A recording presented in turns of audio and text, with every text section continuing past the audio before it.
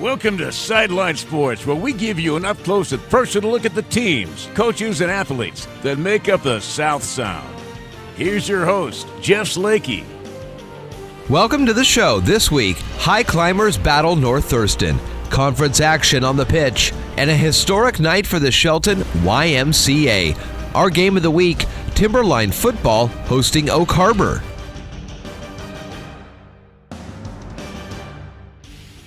Sideline Sports is being brought to you in part by The Gillis Auto Center. At Gillis, you're covered forever. It was the final conference game of the season for Shelton football at North Thurston.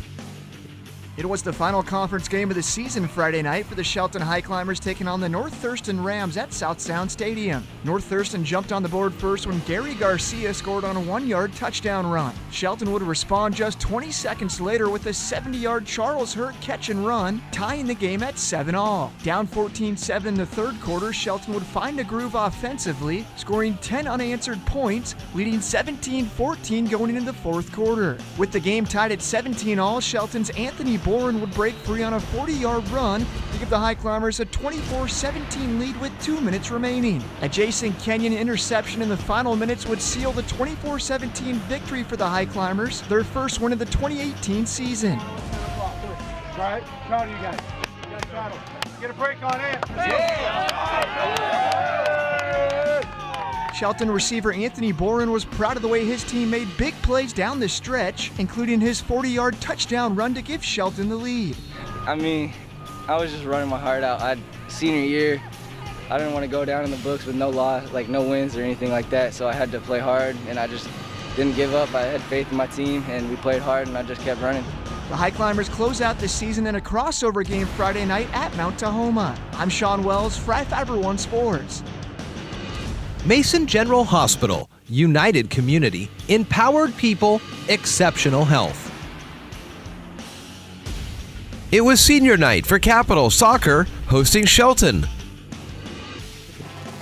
It was a South Sound Conference matchup Tuesday night with Capital hosting Shelton. A big crowd was on hand to celebrate Capital's senior night. The Cougars jumped out to a fast start on the pitch, leading 2-0 at halftime. Capital would go on to add 3 more goals in the second half, winning 5-0. Capital will remain in 6th place in the South Sound Conference standings with the victory, improving to 2-9-2. The Cougars close out regular season play Thursday at Yelm. Shelton finished Thursday at Central Kitsap. I'm Sean Wells for iFIBER 1 Sports. Sideline Sports is being brought to you in part by It was a historic night in Shelton as Mason County leaders helped kick off the YMCA Capital fundraising campaign. More than 300 community residents gathered at the former Olson's Furniture Store in downtown Shelton Tuesday night to kick off the Shelton YMCA Capital fundraising campaign. Elected officials in Mason County, along with well-known residents and private and public sector leaders, attended the event. The $16 million fundraising capital campaign began in June with the hope of being fully funded by April of 2019. South Sound YMCA President Kyle Kronk says more than $10 million of the original $16 million goal has already been reached. The spirit of this town is showing its colors tonight. There is no doubt that everybody, what I hear on the campaign trail is we've done enough studies, we've done enough surveys, we know what we want, we know what we need, let's get shovels in the ground and kids in the pool. It's time to build this Y and realize this community's dream. Shelton City Commissioners approved a long-term lease of 10.5 acres in July of 2018 for a YMCA site near the intersections of Shelton Springs Road and Wallace Nealon Boulevard. The plan is to break ground in the summer of 2019 with an 18-month construction window. Shelton Police Chief Darren Moody was in attendance, showing his support for the Capital campaign. Moody believes the YMCA will benefit people of all ages in Mason County. Well, from a police chief standpoint, there's nothing better crime prevention than to get the kids involved in something in the community and get them off the streets. From just a citizen standpoint, I think it's an outstanding asset to the community. I mean, I can't tell you how many people are going to end up volunteering in something like this, just to go over there. I mean, as somebody who's going to approach retirement one day, it's nice to know that we can go over there, coach some kids, mentor some kids, and get involved. I'm Sean Wells for iFIBER 1 News.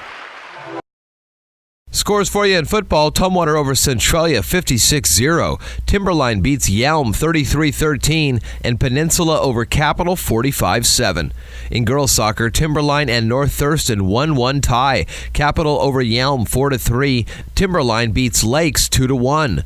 In volleyball, Capital over Shelton 3-0. Gig Harbor over Yelm 3-2, and Peninsula over Timberline 3-1.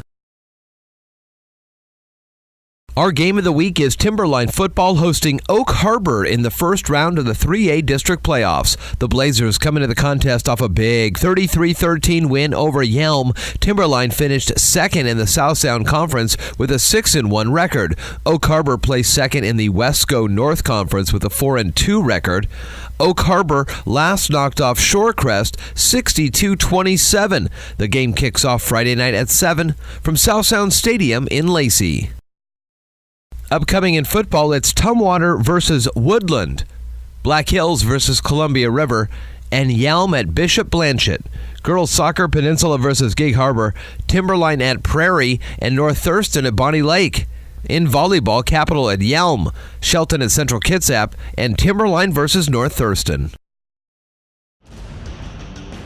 This has been another presentation of Sideline Sports. I'm Jeff Slakey.